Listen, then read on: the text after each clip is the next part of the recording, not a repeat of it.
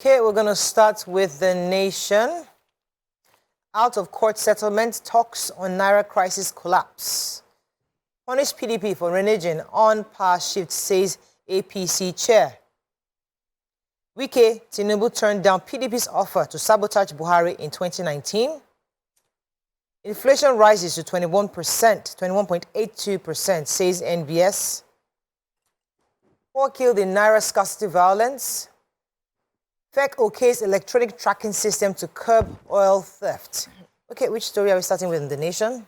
Inflation.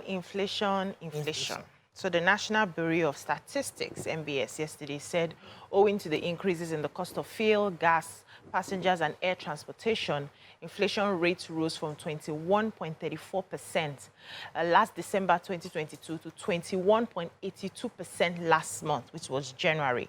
According to the Consumer Price Index, CPI reports January 2023, it said it soared from 0.47% points compared to that of last December. MBS also said that in January 2023, the headline inflation rate rose to 21.82% compared to December 2022. Headline inflation rates also rose rates, which was at 21.34%.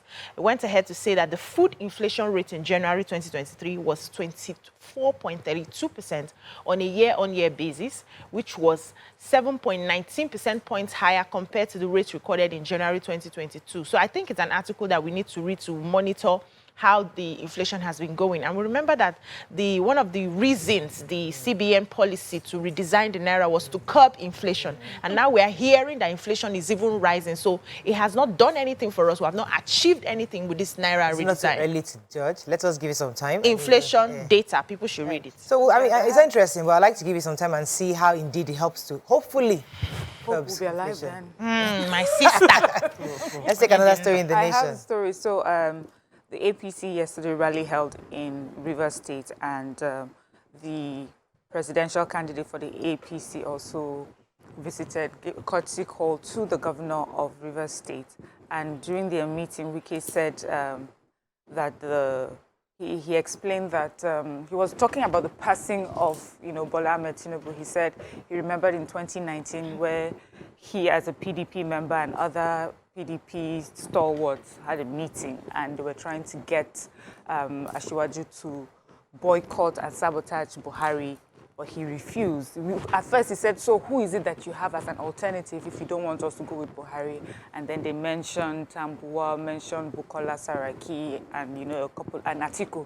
And he said, well, if those are your alternatives, that he laughed. He says, you actually don't know them. If these ones are your alternatives, then I would rather stick with Buhari. So he says that he admired his loyalty and his steadfastness, that he's a man of character, and so he believes he's the sort of person that, we should stand behind.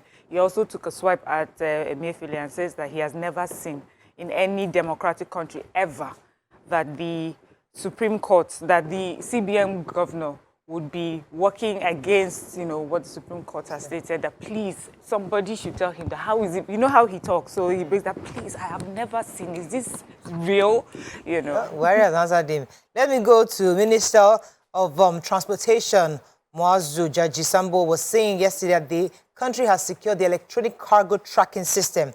And this will help Nigeria to monitor maritime movement. According to him, he was addressing FEC meeting yesterday, where the president was also there at the villa, and he said that this state-of-the-art scheme has been implemented in about 26 African countries, including Ghana, Benin Republic, Togo, Senegal, and others. It has helped to check oil theft and other maritime theft. So it will tackle under-declared goods at ports and secure imports and exports, provide transparency in cargo invoicing and declaration. So this will be good for tracking all those that are coming in and going out. He also said that some of the benefits is that it will ensure the elimination of loopholes in border operations and boost the federal government's revenue and all types of duties. So that's a good thing for Nigeria. Let's move on quickly. Yes, have a story? The out-of-court settlement first, please. The federal government had reached out to the governors for an out-of-court settlement, but saying that they had destroyed the 500 and the 1,000 Naira notes. And the governors said, no, that the federal government lied, that they hadn't destroyed the 500 and 1,000 Naira notes. So the talks broke down. And then El Rufai had said that, look, the president didn't reach out himself. It was some of his people, and yeah, that was the major headline, right? Yeah, that was the major headline. All right, let's move on quickly now to the Punch. New Naira notes. Violence spreads in states, 3 killed, banks burnt. Evans ordered to pay kidnapped victim £223,000, or euros actually, and 50 million naira. Soldiers avenging colleague's death by killer cop burned station. Marketers ignore federal government sell petrol for over 230 naira to the litre. Amechi was absent at Tinubu's Rivers rally. Naira wine APC governors rejected the federal government settlement term, says El Rufai. And Wike, 4 others not relevant outside PDP, says PCC spokesman. Okay, which story are we taking in Punch? Well, marketers are ignoring federal government. Federal government ignores Supreme Court. Marketers ignore everybody, ignoring everyone. Anyway, the oil marketers have it's reported that they have snubbed the Minister of State for Petroleum Resources, who had given the directive that petrol should be sold at 184 naira per litre. And the minister was also, the Minister of State was in Lagos to do like a regulatory check to check the situation as regards distribution and also adherence to price regulations. And then journalists, asking him questions about the price and the fact that they're being sold at different prices other places. So he says that for all the NNPC outlets, retail outlets, and there are 900 of them, they will be selling at 184 naira per litre. But according to reports, in that week, we have petrol sold at 185 naira per litre at these NNPC outlets. And then we also have oil marketers, Major Oil Marketers Association of Nigeria, so MOMAN. So there are some petroleum marketers that fall under that, like MRS, Northwest, Rwanda, and so on. They are also selling at 185. But then we have the independent petroleum marketers who are selling at 200, 210. But they're saying, see, let us sell off our old stock. Secondly, as long as government has said they will supply to us 172 naira per litre. If they're able to do that, then we'll be able to sell at government-regulated prices. But they're also a bit concerned. How are they going to be able to make sure that they supply them at these prices? That if government is consistent and it's honest, then they too will play their part. Okay. So it was observed yesterday that the former Minister of Transportation, Rotimi Amechi, was absent at the rally in Rivers State yesterday. Some of his loyalists were there.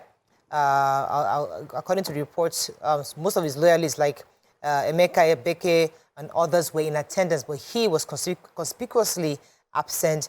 And people obviously are asking questions about what happened, especially he's been rather silent since he lost the primary bid to Ashwaju within the party. So that's just what that report was saying, that they noticed he wasn't. Was he at the other rallies? Has he been at the other rallies? But this was his state. He hasn't been at other rallies, but this was the state. Expected that he would have been there. He hasn't been at the other rallies. Maybe he's still sulking from the primaries. So maybe he's just busy. Okay, yeah. so... Okay, go on. Oh, he's just busy. Yes, let me just make sure. Lagos State High Court at Tafawa Balewa Square on Tuesday ordered convicted billionaire kidnap kingpin Chukwu Dumeme Onwa-Amadike, popularly known as Evans, to refund the sum of 233,000 euros ransom he coercively collected from one of his kidnapped victims, Chief Donatus Dunu. In addition, the Justice Olukayode Ogunjobi also ordered the convicted kidnapper to pay the sum of 50 million naira as general damages in favor of the claimant. So Dunu is a pharmacist who was abducted February 14th, 2017, and held hostage with a ransom collected from his family before he managed to escape from captivity, and is a chief executive officer of Maydon Pharmaceutical Company. So later on, he filed a civil suit praying that the court will order Evans to pay him back the money and also another 50 million for damages. So the matter has been in court, and the judge is judging against Evans, ordering him to pay that money back because he feels that his witnessing was not very coherent. For those who are still reviewing the papers, Wike had a story in Punch. Yeah, the soldiers, about the soldiers avenging their colleague's death. Apparently, a soldier was stabbed to death, supposedly by policemen. So they went on a rampage and they burnt a police station. People heard about it because of this girl who was there. Her name, Rafiat Alamid. She wrote on her handle, on her handle, Twitter handle. I had to trek from Ogudinyo to Ogijo today, running away from place to place, trying to avoid soldiers. The soldiers were purportedly beating passers-by, and there was no movement, you know, no vehicular movement. So the major but the police have said it was not Lagos, so it was Ogun State. Okay. So our protests over the Naira scarcity and ban on old notes escalated yesterday in some states. They said 4 persons were killed in Edo State. 9 of the protesters were arrested in Delta for setting 2 banks and 2 vehicles ablaze. 5 were also arrested in Kwara State by the police. There are other states that they had a lot of violence. A lot of people took to the streets. They disrupted movements. Oyo, Ondo, Ogun, Akwa Ibom. The Federal Capital Territory was not left out. There were a lot of angry depositors at the CBN's gates, you know, trying to stop people from getting into the building. But the one that happened in Edo State, they said the protest was very intense. Soldiers were drafted to complement the police to protect the CBN branch. There were bullets fired up and down. And the government is now accusing Oshomole, saying that they need to be wary of his movements. They have to call him and question him because it seemed like he's working against the state. And so they have to call him in, question him on his movements this past few days before this protest broke out. It's just been very violent. We saw some videos on social media as well showing all of this violence. I thought his response, exactly. He said, look somewhere else for blame, please. So you refuse to collect Naira notes. You're not saying Oshomole. He said he was in Imo on Tuesday. He was in Rivers yesterday. So how is it his fault? Let's move on to Vanguard. Vanguard, old Naira notes, Buhari mulls extension of validity to April 10th. JAM extends 2023 UTME registration for a week. Police arrest 7 over murder of Dr. Sarumi's foster son. Polls, FG summons finish envoy over Simon Ekpa's threat. Day 5, we won't stop until Bawa goes, says CSO. North suffered more, wonder Buhari, says Northern elders. And 3 killed as protesters rock Oyo, Edo, Benue, and others. Okay, which story are we? Let me take JAM. So I took like a week ago when JAM talked about the end of close of registration, which was supposed to have happened 14th of February. But they also, and they had registered over 1 million students, but then they noticed that towards the end of registration, especially about last week, people started registering again. In fact, they had made provisions for 100,000 per registration per day, but then they noticed towards, as the registration day was rounding up, they were getting almost 50,000 Naira per day. And in fact, as the days even came closer, more people were registering to hundreds of thousands, which is that Nigerian thing where we leave things to the very last minute. Anyways, they said that because they are a very responsive agency, they have extended it for another week, you know, to make sure that people are properly registered. But I also took the story because I remember one of the problems they had was that some people had issues with their registration. They were using different, what do you call it, biometric information, and so they had also tried to make sure that they were reviewing and revising that. So I'm thinking maybe that is also the reason why we still have people registering till now. But they've given you an extension. Please, let's just try and do that as soon as we can. Okay, which other story in Vanguard? Yeah, the police have arrested 7 people over the murder of Dr. Sarumi's foster son. Apparently, there had been shooting in the area. They came and but his car was at the mechanic. He was at the mechanic with his car, and then later on they were sitting opposite Dr. Sarumi's house in Agege, and these hooded men just walked past them. So they sensed danger. He was sitting with 6 of his friends. They sensed danger, so they got up to go. But the armed men, they were armed, so they came back and they shot. They caught him, they shot him in the head. According to one of the friends who chose anonymity, said they first beat him before they shot him. So, Civil society protesters have reached day 5 on the anti-Bauer Bauer must go. That's the chairman of the EFCC. According to the reports, more CSOs have joined the current 120 CSOs who are protesting against him and asking for his removal. According, they have alleged that they've uncovered plans by the EFCC boss to raise perceived pro-Bauer CSOs to protest solidarity with him.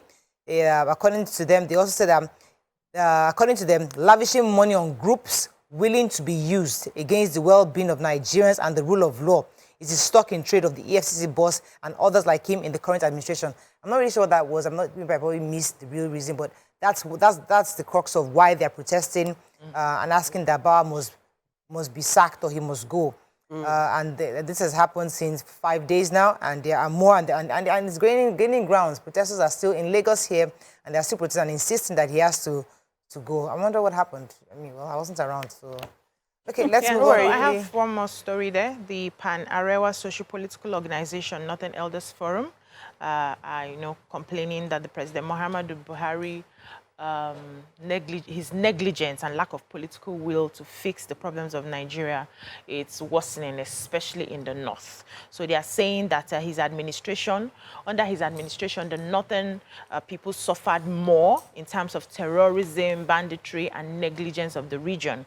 So the convener of the Northern Elders Forum, Professor Ango Abdullahi, stated that this at the 10th anniversary of the Northern General Assembly, and he was saying that when they believed that President Muhammadu Buhari was better than President Jonathan, they campaigned massively for him. But after the first tenure and he got to a re-election, they campaigned against him because they knew that it will not work well, especially in the economy and security issues. And they were proven right now that he has gone back for his re-election. And so they are appealing that, because they've been noticing there are a lot of inciting words going here and there. Different political parties are fighting each other. They are appealing for peace. People cannot threaten people to say, if you vote for your person, we'll come after you. They are asking the northern people to vote peacefully this time around, and they are willing to back any president that emerges after the general elections.